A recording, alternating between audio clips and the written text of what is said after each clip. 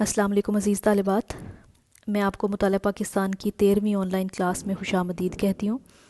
ہمارا آج کا موضوع ہے انتخابات 1945-1946۔ تاریخ کے طالب علم ہونے کی حیثیت سے آپ کو اس چیز کا علم ہونا چاہیے کہ تاریخ جو ہے وہ واقعاتی تسلسل کا نام ہے۔ ہر واقعہ جو ہے وہ ماضی میں ہونے والے کسی واقعے سے جڑا ہوا ہوتا ہے۔ ایک واقعہ ماضی میں ہونے والے کسی واقعے کا تسلسل ہوتا ہے یا اسی سلسلے کی ایک کڑی ہوتا ہے۔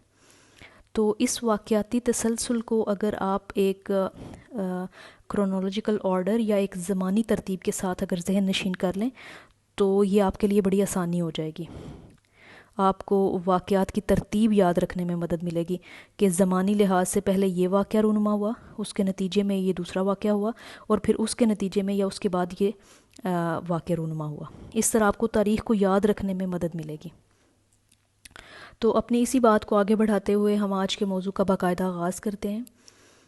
ڈیئر اسٹوڈنٹس، جنگ عظیم دوم جو ہے وہ ختم ہو چکی تھی اور ویول پلان پر غور کرنے کے لیے جو شملہ کانفرنس بلائی گئی تھی وہ بھی ناکام ہو چکی تھی۔ اپنے پچھلی کلاس میں ہم نے شملہ کانفرنس کا ایک تفصیلی جائزہ لیا اور ہم نے دیکھا کہ کس طرح تینوں فریقین یعنی برطانوی حکومت، کانگریس اور مسلم لیگ، ان تینوں کا اتفاق رائے نہ ہونے کی وجہ سے شملہ کانفرنس ناکام ہو گئی، کیونکہ کانگریس یہ چاہتی تھی کہ ایک مسلم نشست جو ہے وہ اسے ملے، جبکہ قائد اعظم کا موقف یہ تھا کہ مسلم لیگ ہی چونکہ مسلمانوں کی واحد نمائندہ جماعت ہے، اس لیے پانچوں مسلم نشستوں پر جو مسلم اراکین ہیں ان کی نامزدگی کا اختیار بھی صرف مسلم لیگ کو ہی ہے۔ تو اسی بات پر ڈیڈ لاک ہوا اور اتفاق رائے نہ ہونے کی وجہ سے شملہ کانفرنس جو ہے وہ ناکام ہوئی۔ اس کا ہم تفصیلی جائزہ جو ہے وہ اپنی پچھلی کلاس میں لے چکے ہیں۔ اب یہ چیز بہت ضروری ہو گئی تھی اور وقت کا تقاضا یہ تھا کہ مختلف سیاسی جماعتوں کی عوام میں جو حیثیت ہے اس کو پرکھا جائے، کیونکہ شملہ کانفرنس تو ناکام ہو گئی۔ اب یہ بہت ضروری ہو گیا کہ بر صغیر کے لوگ جو ہیں وہ سیاسی جماعتوں کے موقف کے بارے میں کیا سوچتے ہیں، ان کی کیا رائے ہے، لوگ بر صغیر کے سیاسی مستقبل کے لیے کس سیاسی جماعت کے موقف کی حمایت کرتے ہیں اور کس کی مخالفت کرتے ہیں، یہ جاننا بہت ضروری ہو گیا۔ تو اس ساری صورتحال میں برطانوی حکومت جو ہے اس نے عوامی رجحانات کا جائزہ لینے کے لیے، ان کو پرکھنے کے لیے عام انتخابات کے انعقاد کا اعلان کر دیا، تاکہ یہ دیکھا جا سکے کہ عوام کی نظر میں کس سیاسی جماعت کا موقف درست ہے۔ لہٰذا اس مقصد کے لیے جو ہے وہ دسمبر 1945 میں مرکزی اسمبلی اور جنوری 1946 میں جو ہے وہ صوبائی اسمبلیوں کے انتخابات کروانے کا فیصلہ کیا گیا، اور برصغیر کی جو سرکردہ تمام سیاسی جماعتیں تھیں انہوں نے ان انتخابات میں حصہ لینے کا اعلان کر دیا۔ اب جب کہ کوئی بھی سیاسی جماعت جو ہے وہ ان انتخابات میں حصہ لیتی ہے یا سیاسی اکھاڑے میں اترتی ہے تو وہ اپنا ایک منشور یا اپنا ایک پروگرام جو ہے وہ لوگوں کے سامنے رکھتی ہے، اور اسی منشور کی بنیاد کے اوپر جو ہے وہ عوام سے ووٹ طلب کیے جاتے ہیں کہ اگر آپ ہمیں ووٹ دیں گے، اگر ہم الیکشن میں کامیاب ہوتے ہیں تو ہمارا یہ سیاسی لائحہ عمل ہوگا، ہمارا یہ سیاسی منشور ہوگا، ہمارا یہ پروگرام یا پلان ہوگا، اور ہم اس اپنے سیاسی منشور پر عمل درآمد کرائیں گے۔ تو یہ جو انتخابات تھے، عام انتخابات تھے برصغیر کے، ان میں کانگریس کا منشور یہ تھا کہ جنوبی ایشیا کو تقسیم کیے بغیر جو ہے وہ ایک وحدت کی شکل میں آزادی دلائی جائے، آزاد کروایا جائے، اور دوسری طرف کانگریس کا یہ دعویٰ تھا کہ کانگریس جو ہے وہ برصغیر کے تمام طبقوں کی، تمام فرقوں کی نمائندہ جماعت ہے۔ یہ تو تھا کانگریس کا منشور ان انتخابات کے دوران کہ جنوبی ایشیا کی تقسیم کا جو کوئی بھی فارمولہ ہے اس پر عمل نہیں کیا جائے گا، اس کو منظور نہیں کیا جائے گا، بلکہ اس کے برعکس اکھنڈ بھارت کا نعرہ انہوں نے لگایا۔ جبکہ دوسری طرف مسلم لیگ جو ہے، مسلم لیگ کا منشور یہ تھا کہ برصغیر میں صرف مسلم لیگ ہی مسلمانوں کی واحد نمائندہ جماعت ہے، کسی اور سیاسی جماعت جو ہے اس کو مسلمانوں کی نمائندگی کا نہ تو حق ہے، نہ ہی مسلمان جو ہیں وہ اس کے علاوہ کسی اور جماعت سے وابستگی رکھتے ہیں۔ اور دوسری طرف قرارداد پاکستان کے مطابق جو ہے جنوبی ایشیا کو تقسیم کر دیا جائے اور مسلم اکثریتی علاقے جو ہیں ان پر مشتمل ایک آزاد اور خود مختار اسلامی ریاست قائم کر دی جائے، تاکہ مسلمان جو ہیں وہ مکمل طور پر انہیں اقتدار اعلیٰ حاصل ہو جائے۔ پھر قائد اعظم محمد علی جناح جو تھے انہوں نے ان انتخابات کو قیام پاکستان کے لیے ایک ریفرینڈم یا استصواب رائے قرار دیا، آپ کا خیال یہ تھا کہ اگر ان انتخابات میں مسلم لیگ جو ہے وہ کامیاب ٹھہرتی ہے اور بر صغیر کے مسلمان جو ہیں وہ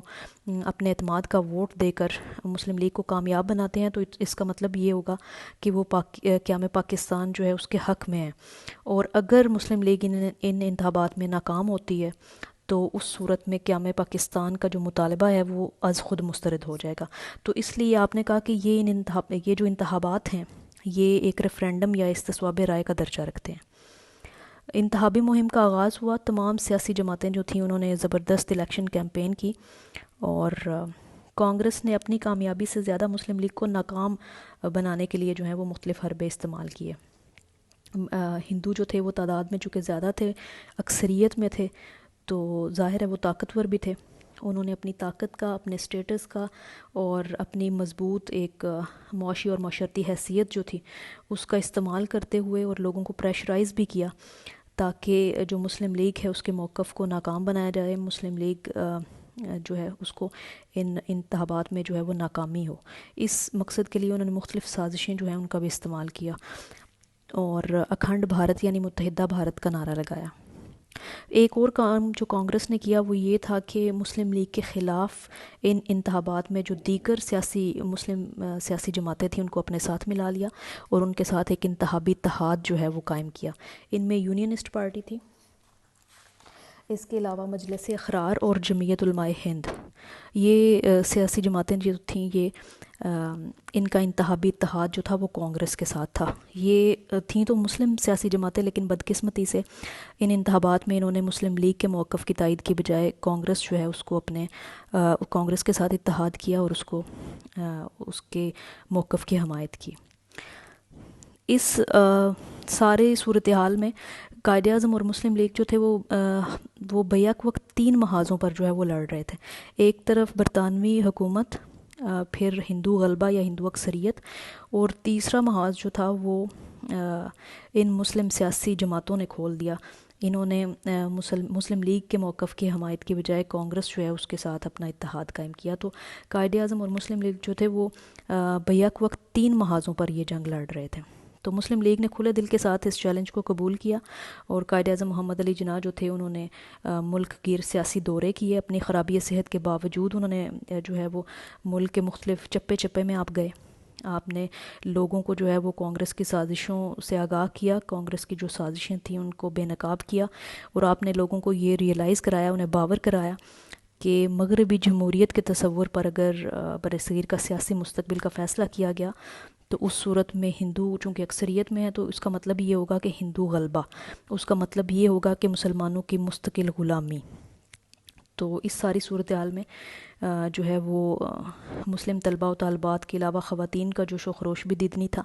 اور اس الیکشن کیمپین کے دوران ہر گزرتے دن کے ساتھ مسلم لیگ کا موقف جو ہے وہ مضبوط سے مضبوط تر ہوتا گیا۔ مسلم لیگ کے موقف کے لوگوں نے بھرپور تائید کی اور الیکشنز کا انعقاد ہوا۔ یہ الیکشنز جو تھے یہ سیپریٹ الیکٹوریٹ کی بنیاد کے اوپر ہوئے، یعنی جداگانہ طریقہ انتخاب جو ہے وہ اس میں اپنایا گیا۔ مرکزی قانون ساز اسمبلی کے انتخابات جو تھے وہ دسمبر 1945 میں ہوئے، اور ان انتخابات کے دوران جو ہے وہ پورے برصغیر میں مسلمانوں کے لیے 30 نشستیں جو ہیں وہ مخصوص کی گئی تھیں۔ مسلم لیگ نے ان 30 نشستوں کے اوپر اپنے نمائندگان کو کھڑا کیا، اپنے امیدوار کھڑے کیے، اور کانگریس نے بھی ان 30 نشستوں کے اوپر مسلم لیگ کے خلاف اپنے نمائندے کھڑے کیے، لیکن 30 نشستیں جو تھیں وہ مسلم لیگ کے امیدواروں نے جیت لیں، اور اس طرح مرکزی قانون ساز اسمبلی میں جو مسلمانوں کی اور مسلم لیگ کی کامیابی تھی وہ 100% رہی۔ اگر صوبائی اسمبلی کی نشستوں کی بات کی جائے تو مسلم لیگ نے صوبائی اسمبلیوں کے انتخابات میں بھی 90% سے زائد مسلم نشستوں پر جو ہے وہ بھرپور کامیابی حاصل کی، اور 495 میں سے 434 نشستیں جو ہیں وہ ان پر مسلم لیگ کامیاب ٹھہری۔ کچھ آزاد امیدوار جو تھے وہ بھی بعد میں مسلم لیگ میں شامل ہو گئے، تو اس طرح سے مجموعی طور پر 90% سے زائد اس طرح سے مرکزی اور صوبائی اسمبلیوں کے جو انتخابی نتائج تھے وہ مسلم لیگ کے حق میں بڑے شاندار اور بڑے زبردست رہے، اور کانگریس کا یہ موقف غلط ثابت ہو گیا کہ وہ بر صغیر کے تمام فرقوں کی، تمام گروہوں کی نمائندہ جماعت ہے، اور مسلم لیگ کا یہ موقف درست ثابت ہوا کہ صرف مسلم لیگ ہی مسلمانوں کی واحد نمائندہ جماعت ہے۔ ان انتخابات کے نتائج نے مسلم لیگ کے موقف کو درست، جبکہ کانگریس کا موقف جو ہے اس کو غلط اور بے بنیاد ثابت کر دیا، اور اس طریقے سے قیام پاکستان کے لیے ایک مضبوط بنیاد فراہم کر دی۔ اب قیام پاکستان کی راہ میں کوئی بھی رکاوٹ نہیں رہی، کوئی ہیلہ، کوئی بہانہ باقی نہیں رہا، اور انتخابات کے 1 سال بعد پاکستان کا قیام جو ہے وہ عمل میں آیا، اور قیام پاکستان جو مسلمانوں کا ایک دیرینہ خواب تھا